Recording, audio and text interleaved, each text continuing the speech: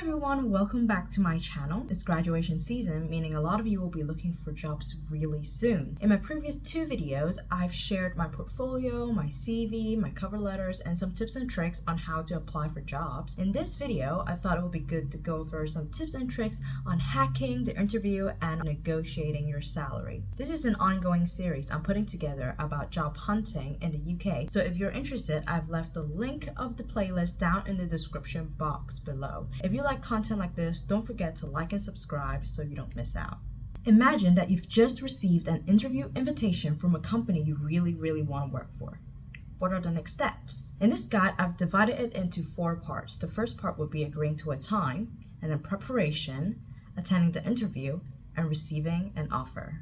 Number 1 is agreeing to a time. Before you reply to the email invitation with their proposed dates, check your calendar. Make sure you're really free on those days before you confirm it, because rescheduling after confirmation may not give a good impression. And this is going to be their first impression of you replying to their email, so you want to make it a good one. If you're not free, politely state that you cannot make it on their proposed time and dates, and provide another set of dates and time slots that works for you. To keep things simple, you can use my template. The next step is preparation for the interview. We'll be going through what you need to bring for the interview, what kind of questions you need to prepare for the interview, and also choosing an outfit to attend the interview in. What to bring. First, you'll be bringing copies of your CV that you'll be giving to the interviewer to leave a good impression, and it can also start conversations when they go through your CV in person. Second, you'll be bringing a physical copy of your portfolio to go through, and also you can bring a digital copy in case they want to see it on a big screen. Third, you'll be bringing a notebook and pen to write down relevant information. Fourth, you can bring other relevant materials that you want to show them, drawings, models. Bring things that best represent you. Next, we're moving on to preparing to answer questions in the interview. First and foremost, the most basic one is self-intro. In your self-intro, you want to include 3 main points. Number 1, highlight who you are. So where you're from, what uni you went to, what kind of personality you have. And second, you want to highlight what you've done so far and what you're interested in. If you had a previous job, you can talk about that. If you've volunteered, if you've participated in different events. And third, what you can bring to this firm. So number 3 is wrapping up all the points that you've mentioned in point number 1 and number 2 to sell yourself how you can be the best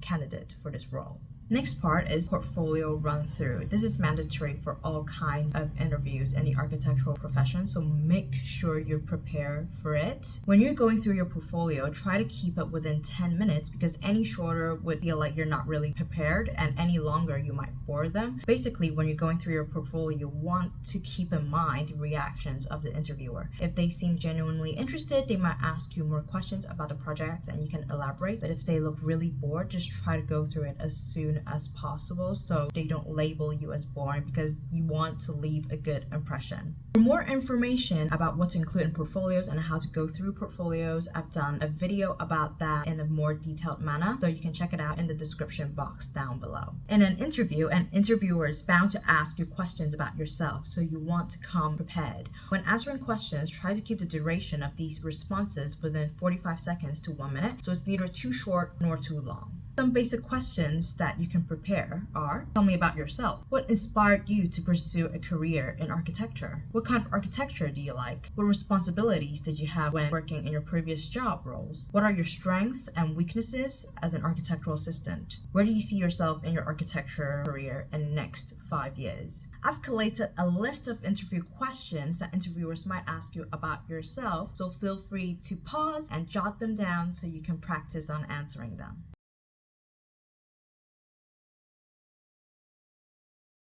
The next category of questions you want to be prepped for is basic questions about the practice. Examples include: why do you want to work in this practice? What do you know about the practice? What is your favorite project from this practice? To keep things simple, I've also created a list of questions about this area that the interviewers might ask, so feel free to jot notes and practice.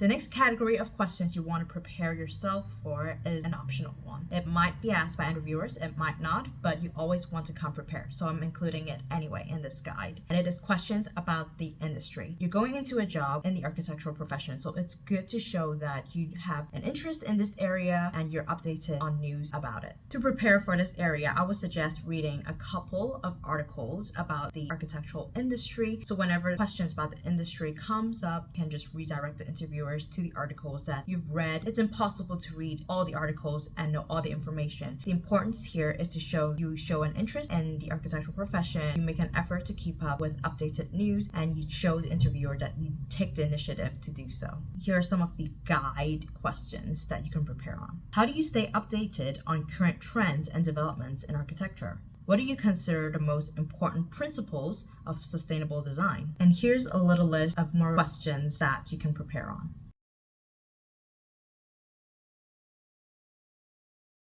The next part of preparation, instead of preparing to answer questions, is to prepare to ask questions. You can prepare questions that are specific to an area that you want to have answers for, or you can just ask general questions, but always say, I have questions, instead of saying, no, I don't have questions. How does the company approach mentorship and support for junior architectural staff? Can you describe the onboarding process for new architectural team members? What software tools and technologies does the architectural team use? Will there be opportunities for training or learning new tools? What are the next steps in the interview process, and when can I expect to hear back about the status of my application? As usual, a tiny list of questions in this area you can prep for.